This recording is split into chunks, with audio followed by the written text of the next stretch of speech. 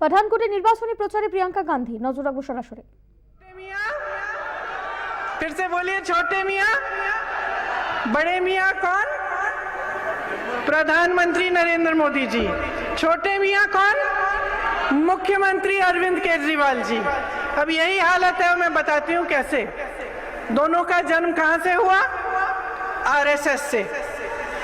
एक आरएसएस से उभरे, दूसरे ने एक आंदोलन किया हमारी सरकारों के खिलाफ, जिसका पूरा समर्थन आरएसएस ने किया था। एक ने आपको गुजरात मॉडल दिया। 2014 में पूरे देश ने उन पे आस्था, अपनी आस्था डाली उनमें, गुजरात मॉडल बोला और उनको वोट देके जिताया। कौन सा गुजरात मॉडल देखा है अपने देश में? उनका अब गुजरात मॉडल हो गया है। 2 गुजराती उद्योगपति हैं उनके, उन्हीं पर मॉडल चल रहा है। पूरा देश बेचा जा रहा है उनको। गरीब की कोई सुनवाई नहीं है, विकास की कोई बात ही नहीं है।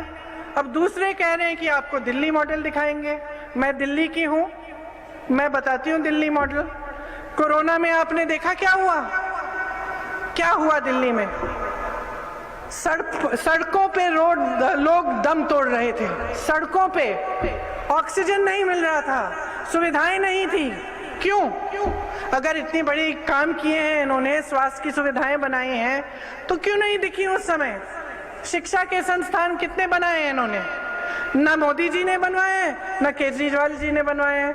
मोदी जी ने आपको एक वचन दिया था 15 लाख रुपए मिलेंगे। किसको मिले जी? हाथ उठा लीजिए, दिखा दीजिए, किसी को मिले 15 लाख? नहीं मिले ना। अब केजरीवाल जी कह रहे हैं कि आपको 7 लाख रुपए तक आपका फायदा होगा। इसी तरह से मोदी जी विज्ञापनों पे हजारों करोड़ रुपए खर्चते हैं। अरे जहां जाइए वहां पे विज्ञापन दिखेगा। मैं यूपी में काम करती हूँ, विज्ञापन तो ऐसे बना रखे हैं जैसे यूपी में न जाने क्या क्या विकास हुआ है। रोज मैं गांव में जाती हूँ, किसी की रोजी रोटी नहीं कमाई जा रही है, किसी की महंगाई का सामना नहीं हो रहा है, बच्चे शिक्षित हैं, नौकरी नहीं मिल रही है, लेकिन विज्ञापन बहुत सुंदर है। उसी तरह से केजरीवाल जी ने भी बहुत बढ़िया बड़े खर्चे हैं, हजारों करोड़ रुपए विज्ञापनों पे। किसान कानून बनाया किसने? बड़े मियाँ जी ने। और सबसे पहले लागू करने वाले, उसको नोटिफाई करने वाले कौन? छोटे मियाँ। आंगनवाड़ी, आशा बहुएं, सब दुखी, चाहे बड़े मियाँ जी की सरकार में, चाहे छोटे मियाँ जी की सरकार में। आज भी आंदोलन, कल भी आंदोलन कर रही थी, सब सड़क पे बैठी थी। केजरीवाल जी ड्रग माफिया के सामने झुक गए। उन्होंने कहा आपको खूब रोजगार मिलेंगे। मोदी जी ने तो कहा था 20-25 लाख रोजगार देने वाले थे। तमाम बेरोजगार पड़े हुए नौजवान हर प्रदेश में। केजरीवाल जी ने कितने रोजगार दिए आपको मालूम है? अपने राज्य में बताइए। 440 नौकरियां दी हैं। 440 बस। अपने पूरे सालों के राज में सिर्फ 440 नौकरियां दी हैं। ये हालात हैं। सत्ता में आने के लिए तो कुछ भी कर डालेंगे। उनके एक साथी हैं, उनका कल बयान आया था, कह रहे थे कि केजरीवाल जी ने मुझे कहा कि अगर पंजाब के सीएम नहीं तो ठीक है, दुनिया के पहले नए देश के पीएम तो बन जाऊंगा मैं।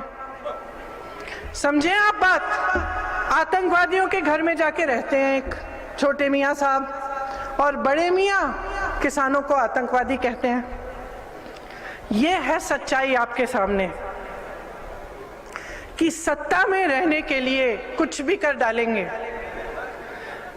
पैसों का इस्तेमाल, आतंकवादियों के पास चले जाएंगे, धर्म का इस्तेमाल, जज्बातों का इस्तेमाल।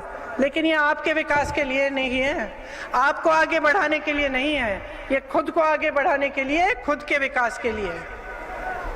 अब हम आपको कह रहे हैं कि असलियत ये है कि आपकी जो पंजाबियत है उसको बचाने वाले इस प्रदेश में आपके सामने जो मुख्यमंत्री जी चन्नी जी हैं वो है। आपकी पंजाबियत को बचाने वाले कांग्रेस के तमाम लीडर, बिट्टू जी जैसे, अमित जी जैसे, यहाँ मौजूद जैसे जितने भी लीडर हैं उनके जैसे ये है आपकी पंजाबियत को बचाने वाले, क्योंकि ये वो नकली सरदार नहीं है जो मंच पे खड़े होकर बनावटी पगड़ी पहनते हैं। ये असली सरदार है, ये असली सरदार है, इनके दिलों में पंजाबियत है, हिम्मत वाले हैं। चन्नी जी ने 111 दिन में जितने हिम्मत वाले ठोस निर्णय लिए हैं, आप मुझे कोई भी सरकार दिखा दीजिए इस पूरे देश में जिसने 111 दिनों में इतना काम किया हो।